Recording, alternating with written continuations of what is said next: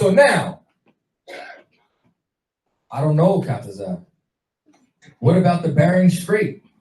If I may. Nobody said no. The Bering Strait is bullshit. That's right. You understand? That is a goddamn lie from the devil in the earth. So now the Bering Strait myth is not so much science as it is politics.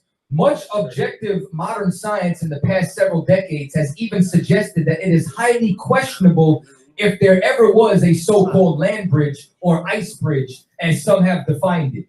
Yes, that's right. From an in-depth, intensive, non-politically affected, and unbiased scientific study of the Earth's history, countless scientists, mostly non-American, you starting to see a pattern here? Mostly non-American have concluded that there most likely never was a land bridge. Most U.S. history books and many other books written about the North American indigenous people began by propagating the Bering Strait myth, telling the silly story of thousands, even millions of early First Nation people migrating from Asia across the so-called land bridge, the Bering Strait. Next slide. We're going to destroy this today. Also known as the Bering Strait, the theory of Beringer theory, the land bridge theory, has been widely accepted since the 1930s. The idea was first postulated in a rudimentary fashion, meaning what? No science at all. This was a theory, a thought, which was by who? A Jesuit. You know anything about the Jesuits? Their whole job is to distort the truth. You understand? Like Commander General Yohanna said it best. If the Catholic Church is the American government, then the Jesuits are their CIA. They infiltrate organizations in order to make them what? Start teaching Immaculate Conception. Start getting closer to the Catholic doctrine. Because they realized it don't matter if you're directly aligned with us as long as you're teaching what we teach. So Jose de Acosta was one of these people who came over in 1590 and he created this theory. And as a result, everybody started to run with it. Next slide. This book right here used to be $30. It's $800 now, ever since we did breakdowns on it. That's why if y'all want to know why I'm not putting the book listing out yet, or the complete book listing, it's because I want y'all to be able to get these books before they raise the prices. So after this lecture, I'm going to be sending out the book list. Get what you can, because I guarantee you they're all going to be skyrocketed on Amazon.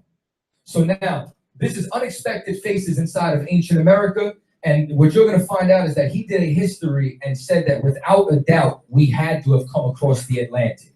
There's no way that we didn't sail. There's no way that we came from Siberia. Next slide.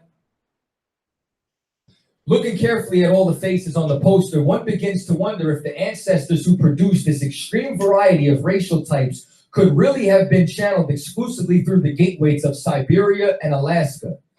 The New World, there came a moment where I felt almost like a child who finds out that Santa Claus is not real, and that the simplistic explanation of the Bering Strait alone would not be the ultimate solution of the complicated problem of America's ancient population and history.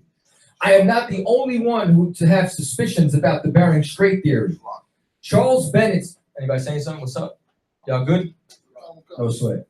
So now, he wrote a book called The Mysteries from the Forgotten World and gives a summary on what's now being discussed and investigated and disputed amongst the ancient American history.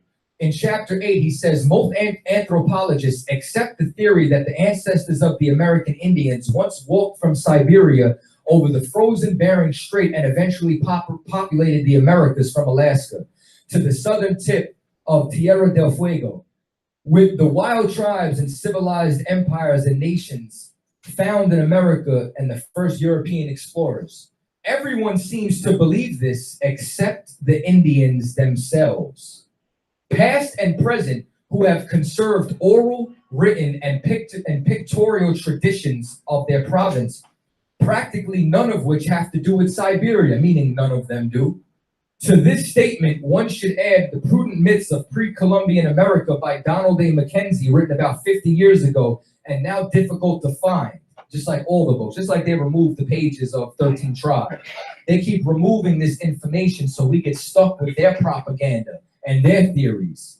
So now, longer the story short, when they turn around and say a lot about the oral traditions and pictorial traditions of the Native Americans, both authors seem to believe that the Indians are not as quite ignorant concerning their history as some people seem to presume. and that the modern white man is not necessarily always right about the ancient past of America. Because once again, you're smarter than the white man. The white man is the devil that the Bible speaks of. Right. And they covered up this history. Next slide. So now, the professionals tend to be indoctrinated along the lines of accepted opinion, and they better had be if they desire smooth careers. I remember meeting the czar of Amerindian ethnology at the Smithsonian. I want y'all to embed this word into your brain right now, the Bureau of Ethnology, because I'm going to revisit this later.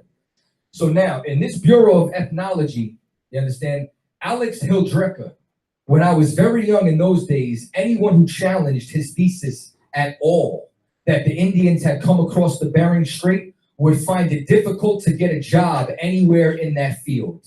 Hildrecker is dead, but his intellectual tyranny has not yet expired. This was not based on science when they discovered it. It was a goddamn lie made by a Jesuit because of manifest destiny. If they were to turn around and prove that the North American Indians came from a civilization such as, oh, say, the Jews, someone you'd have to respect, they wouldn't have been able to take the land. Right. So what they did was they made sure that they indoctrinated anybody to keep pushing this theory. And you're going to find out later why, to this day, they will not admit that we are the 12 tribes of Israel. But they made it an indoctrinated event so that you cannot teach this inside anywhere. So that's why people say, oh, well, I can't find the source. You can't find the source because they won't let you find the source. Right. Next slide.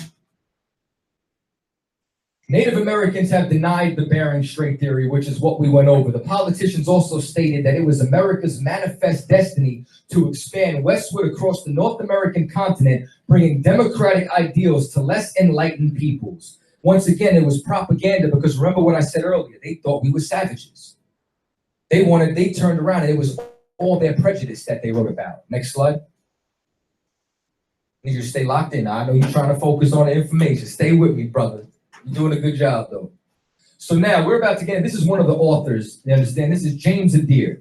James Adair lived amongst the North American Indians, and he's arguably the most significant 18th century worker on the Southeastern Indians. The History of the American Indians, published in London in 1775. So now he starts talking about his first-hand observations derived from his 40 years career as a deerskin trader amongst the North American Indians. So now what he turned around and said is that the Indians are of Hebrew descent, the lost tribes of Israel. And the reason why he did this is because he started studying how they lived. He wasn't trying to enslave them. He was just trying to get to know them. And upon getting to know them, he said, yo, they're following Levitical law. Next slide. Some have supposed for the Americans to be descended from the Chinese. They try saying we're Mongoloids. And even if you try saying we're a Mongoloid, you're whitewashed. That comes from Johann Blumenbacher. He said that everybody comes from 3 different races, Mongoloid, Negroid, and Caucasoid. The Bible said we come from Shem, Ham, and Japheth. What are you smoking? You understand? There's something wrong with you. So now, neither their religion, laws, or customs agree in the least with those that of the Chinese, which sufficiently prove they are not of that line. So now he starts going into how all these different ships that the Chinese had, they couldn't even sail over here. Next slide. So now what he starts breaking down is that their ceremonies, their customs, we couldn't have come from Scythia. We couldn't have come from Siberia. None of our customs match with any of them. Next slide. But there's something very interesting that he puts 2 and 2 together. So he starts saying that when you start to look at all the different settlements from Peru and Mexico, several of the Indian nations assure us they crossed the Mississippi before they made their present northern settlements, which connected with the former arguments will sufficiently explode that weak opinion that the Aborigines are descended from the Tartars or ancient Scythians, meaning what? Go take a look at all the pyramids, all the major, you understand, look at the Aztecs, look at the Incas, look at the Mayas. Where's all their civilizations located? South America. So why is it that they would start in Alaska, decide to say F the rest of the land, move all the way down to South America, and then start building pyramids in their civilization? No. Their migration started south. They moved north and then crossed the Mississippi. So meaning what? They came from the southeast. They didn't come from the northwest. So what does that mean? You can get that Bering Strait theory out of here. You understand? We crossed the Atlantic because we are the lost tribes that it was talking about in Ezra's. Next slide. So now, but history and the origin of tribes. This is in James Adir's book on page 72. It says, but history and the origin of tribes and nations have hitherto been covered with a great deal of obscurity. Some ancient historians were ignorant, others prejudiced. Some searchers into antiquities adopted the traditional tales of their predecessors, and others looking with contempt on the origin of the tribes and societies altogether exploded them without investigation. So when you start hearing that we were cannibals, when you start hearing that we were savages, it was the propaganda that they put based on the prejudice of the people who came here and didn't give a damn about really studying us. So you got to be careful, because anyone in history has an agenda. You have somebody who has an agenda who says what? The transatlantic slave trade happened. Then you have America's agenda, which is what? Trying to cover up their ugly history, saying it was the transatlantic migration. Well, that's the same thing with the North American Indians. Next slide.